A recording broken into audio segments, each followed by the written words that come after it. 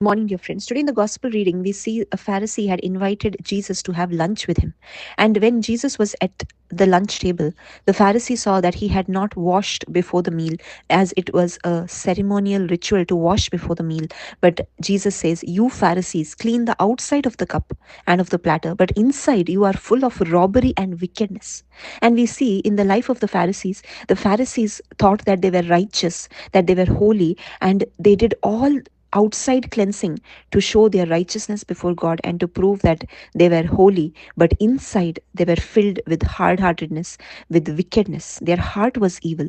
And today we need to know that God does not see the outside, God sees the inside. He doesn't desire our outside cleanliness, but He wants to see how clean we are in our heart.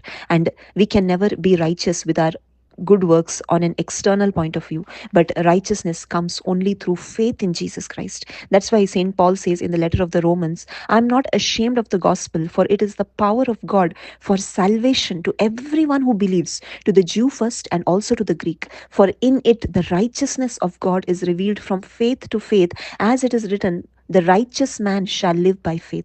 Today, my dear friends, we cannot prove our righteousness in front of God by any of our works, by our good works, our charitable works, our religious works. Nothing can make us righteous before God, because every human being is a sinner. All have sinned and fallen short of the glory of God, and therefore none of us are holy, none of us are righteous in front of our holy God. But salvation is a gift of God. It is nothing of our doing. It is purely by grace that we have been saved through faith. All those who have faith in the gospel of Jesus Christ, that Jesus died for me, He sacrificed His life for me, and He rose on the third day. And when we believe in this gospel, we are saved through faith. It is not a result of works. None of our works can save us. It is all the gift of God. Salvation is purely God's work, and God saves us on the basis of our faith in Christ, and that faith also is given by Him so that we may be saved. And that's why all those who believe in their heart and confess with their mouth